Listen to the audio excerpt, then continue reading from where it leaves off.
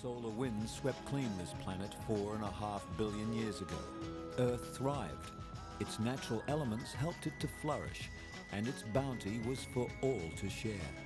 Then a life form of superior intelligence evolved, and for a while lived in harmony with the Earth.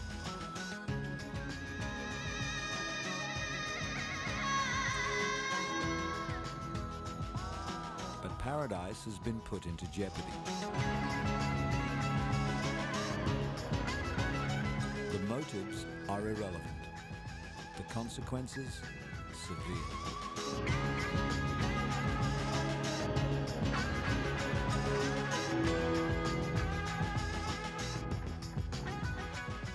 The remedy is written. The elements of life are clear. In this edition of Elements, we examine a new energy source, and this one's environmentally friendly. With a surplus of palm oil, Malaysia is developing technology that will allow the oil to be used as a source of fuel for cars and even power plants. Archaeologists have found 11 mummies adorned in gold in Egypt's western desert. The find in the Valley of the Gold Mummies is one of the most complete ever uncovered and is expected to reveal important new information about the ancient Egyptians. For all their beauty, the Scottish Highlands can be deceptive to those who venture into them. Over the past year, dogs and their handlers have taken part in scores of rescue missions, both at home and at some of the worst disaster locations around the world. We visit the normally quiet London suburb of Notting Hill for a street party to rival all others. Carnival Masquerade has its roots in the dark days of slavery, but it has become a celebration of freedom for all races and cultures living in Britain.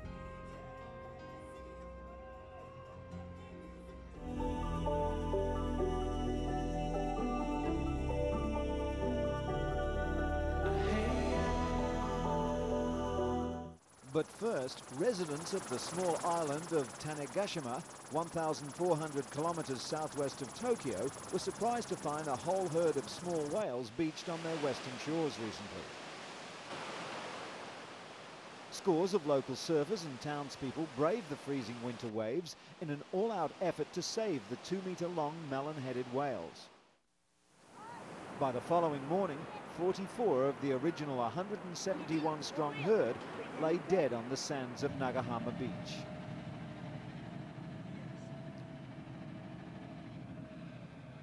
Melon-headed whales travel in large herds of up to 200 members and have earned their name because of their round heads. They're often mistaken for dolphins due to their size, but normally shy and retiring, they avoid human contact and live in deep water, which is why the recent spate of beachings has puzzled scientists. Only 1 month ago, a similar herd of melon-headed whales was beached 60 miles north of Tokyo. 20 died in that incident. Scientists from both Tokyo and the closest metropolis of Kagoshima rushed down to the scene to collect blood and tissue samples from the corpses. The scientific research on this species of whale is very limited. Most beach whales and dolphins die crushed by their own weight if left too long out of water. Why they seem to behave in such a seemingly suicidal manner in the first place is still unknown. The rash of recent beachings has been blamed on everything, from industrial pollution to a plague of parasites in the whale's ears. However, no research has yet been able to find conclusive evidence to support any of the popular theories.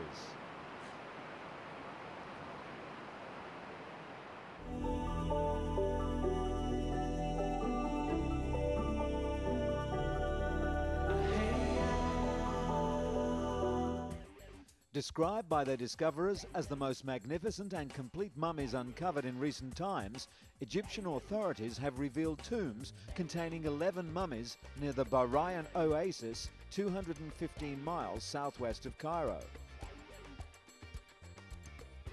Due to the excellent condition of this find, archaeologists should be able to paint a far more comprehensive picture of our ancient forebears and the environment in which they once lived.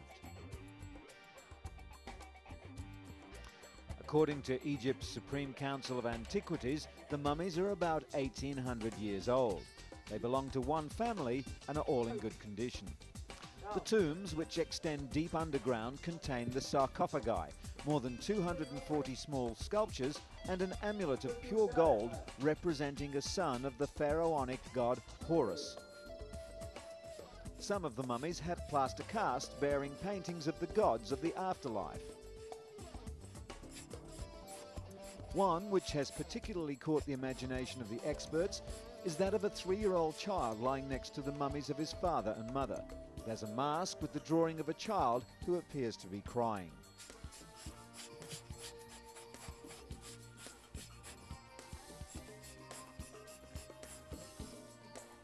The Antiquities Council said archaeologists also found the tombs of the parents of the mayor of Bahariya during the period of Pharaoh Ahmose II, who ruled from 570 to 526 BC. The state's chief archaeologist for the area, Zahi Hawass, said the find would reveal important information about their beliefs in the afterlife. He added that a sarcophagus of the mayor's father, which will be opened in the coming days, should also contain a mummy.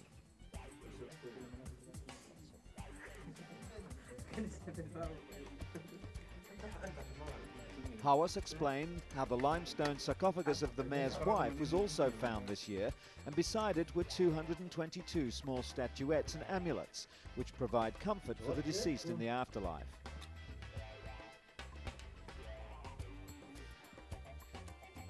In the past 2 years, dozens of treasures have been found in the Bahariya area. Hawass believes that no less than 10,000 sarcophagi are buried in the Valley of the Gold Mummies.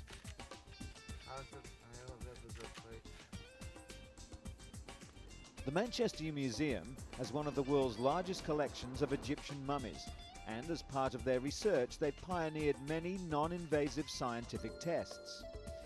Mummy science and the work carried out within the museum has brought us closer to the world of the ancient Egyptians. It's also allowed us to get to know a few individuals, as well as is possible to know a person who lived almost 2,000 years ago.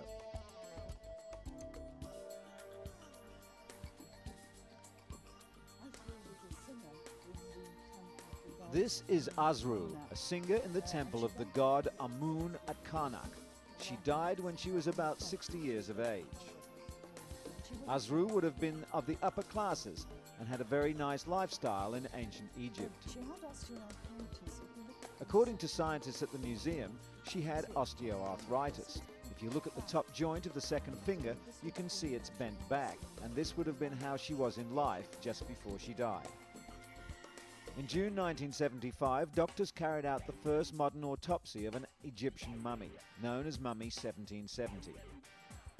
It combined modern scientific knowledge with the latest developments in Egyptology in order to learn more about how Egyptians lived and died. The newly established discipline of paleopathology made a great leap forward.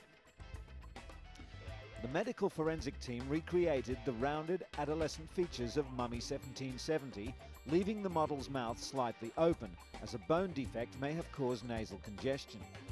But exactly who was Mummy 1770? Well, the evidence is vague, but the quality of grave goods buried with her leads researchers to conclude that this mysterious young girl was someone of importance. Margaret Murray, the first keeper of Egyptology at the museum, performed an early mummy post-mortem. A 1908 examination of the remains of two brothers brought together experts in anatomy, chemistry, and textile studies. 100 years on, and it may soon be possible to fight today's infections by studying the diseases of the ancients.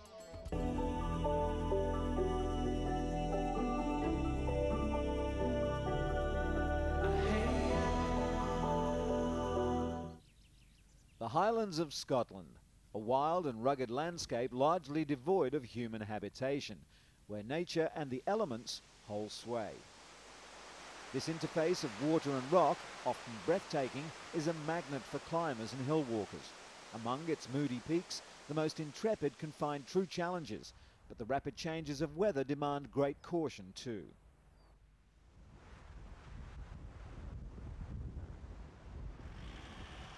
Each year, mountain rescue teams throughout Scotland answer hundreds of calls for help. The teams are equipped with oxygen and lightweight stretchers and include a qualified paramedic who can use the team's defibrillator to try to revive an unconscious casualty whenever necessary. Here in Glencoe, a pool of 24 volunteers, all of them expert climbers, are on call round the clock to respond to any emergency. The team covers an area that includes 60 of Scotland's highest and most popular peaks. Much of the terrain is subject to avalanches and, in the unpredictable conditions, a helicopter may also be needed to carry out a rescue. However beguiling, the Highlands can also be treacherous and unforgiving.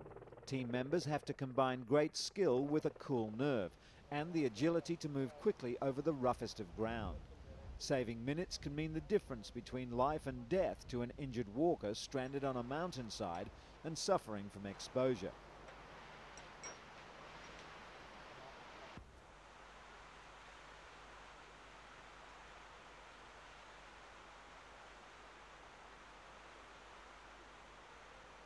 With their ability to maneuver into inaccessible areas, helicopters play a vital part in operations which have become a sophisticated, if delicate exercise in coordination. But in recent years, another element has entered the equation, the use of dogs in mountain rescue work. Scotland's members of SARDA, the Search and Rescue Dog Association, gather annually in the valley of Glencoe for an intensive training weekend. Handlers like Moira Buick and her dog Creoch are put through their paces in a rigorous series of tests. Here in Glencoe, notorious for a massacre 3 centuries ago resulting from a feud between rival clans, the handlers have to prove that they and their dogs can operate in the most adverse weather. It was monks at a monastery on the Great St. Bernard Pass, high in the Alps between Switzerland and Italy, who first appreciated the value of taking dogs on their rescue missions 300 years ago. But it's little more than 3 decades since they've been widely used in Scotland. By digging a snow hole, SARDA members can simulate the search for a victim buried by an avalanche. Here in the Highlands, it's not St. Bernards, but German Shepherds, Labradors, and above all, collies that are seen as the breeds best suited to local conditions. Hamish Thompson and his dog Midge, a 5-year-old border collie, have worked closely as a team since Midge was a puppy. For the dog, discovering a casualty is like a game in which she stands to be rewarded with a squeaky toy.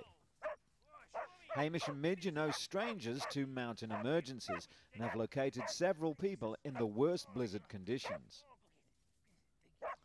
According to Hamish, if the dog hadn't have been there, those people would not have been found, especially the ones rescued at night when you could hardly see a thing.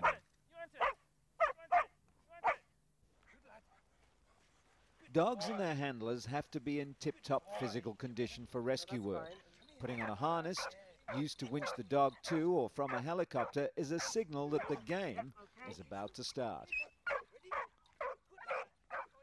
The dog has to prove that it's fit, alert and sensitive to human scent, while the handler must be determined and methodical, covering a large area with a great deal of care. The dog also has to be able to communicate with its handler that it's made a find. Who is it? Good boy! Who's that? Who's that? Good. But there are times when the dog shouldn't be too friendly. A local shepherd has been asked to test whether the dogs are distracted by livestock.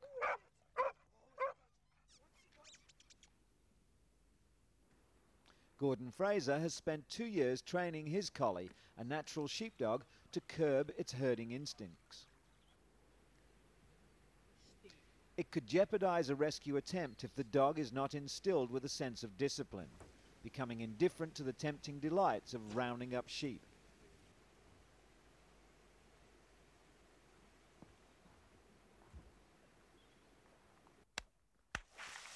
Flares too are something which the rescue dog has to become accustomed to. They can illuminate a search area at night or guide a helicopter to an accident location. To the dog, the use of flares has to be a matter of course.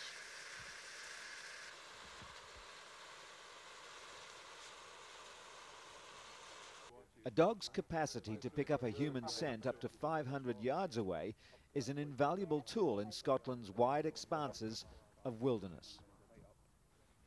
For much of the year, the dogs are family pets, But when a call-out comes, they have to perform swiftly and efficiently, whether trying to locate a mountain climber in distress or a hill walker lost in the mist. Bravo Moira, Dog Alwyn. The dogs and their handlers practice most weekends to make sure they're equal to the task. Some Scottish members of SARDA have worked abroad too, helping to locate earthquake victims. Many were involved in retrieving bodies after the Lockerbie air crash in 1988. Rescue work can be tinged with tragedy or elation. Members say that training and working in bad conditions binds the team together. For all their beauty, the Highlands can be deceptive to those who venture into them. Over the past year, dogs and their handlers have taken part in scores of rescue missions. Many a climber and hill walker owes a debt of gratitude to the dedicated members of SARDA, and, not least, to man's loyal and hard-working best friend. Is that a signal? I've got his toy. All right.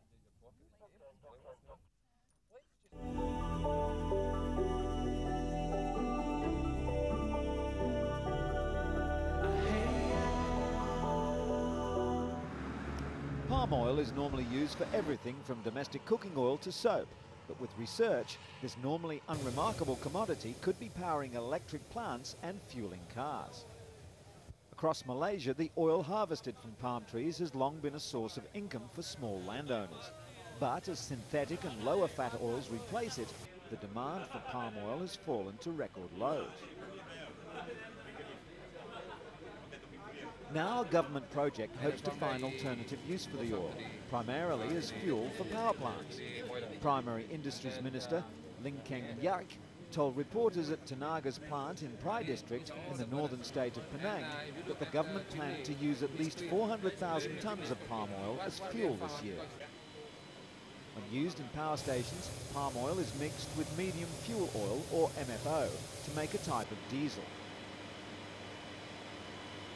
By burning palm oil as fuel, Malaysia hopes to raise palm oil prices to 950 ringgit, the equivalent of 250 American dollars a tonne this year, from around 850 ringgit currently. Malaysia's palm oil stocks reached a record 1.52 million tonnes last November because of poor exports and stiff competition from Indonesia, the world's second largest producer.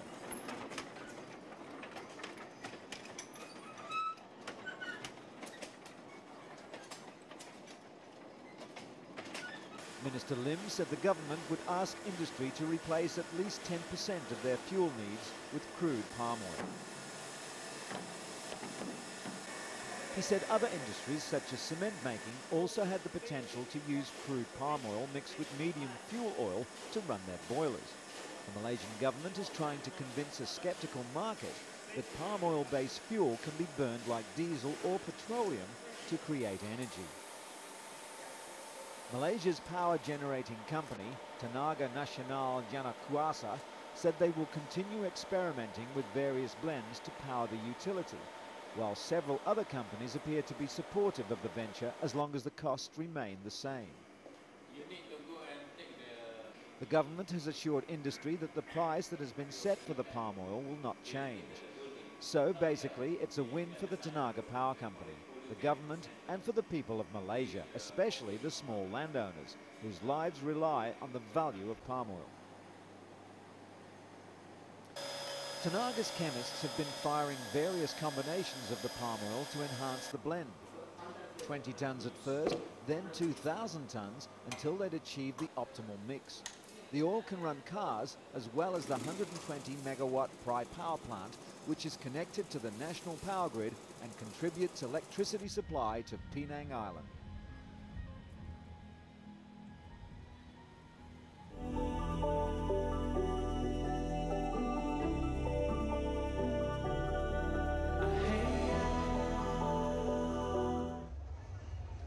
Two million people on the streets of one London suburb. It's carnival time in Notting Hill, the ethnically diverse and now world-famous suburb of West London. Locals and tourists from around the world flock here for the colourful floats, extravagant costumes known as mas, short for masquerade, and of course the non-stop music of Carnival.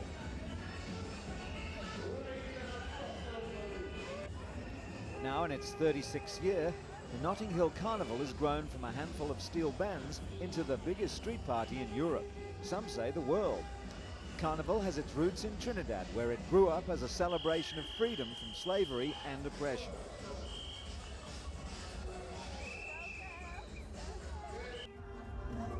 Carnival organisers from Trinidad visiting Notting Hill say they can learn something from the way London's carnival is run. But they feel London cannot quite yet eclipse the original homegrown product from Trinidad. The first day of the carnival is Children's Day. Many of these youngsters have been working for months, preparing their costumes and dance routines for the big day, and their chance to shine in front of the crowds and the judges.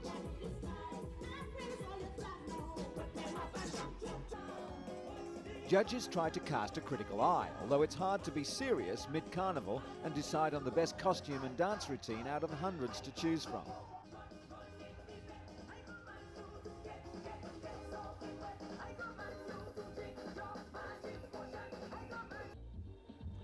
Among the revellers, members of the touring West Indies cricket team will always make time for a street party.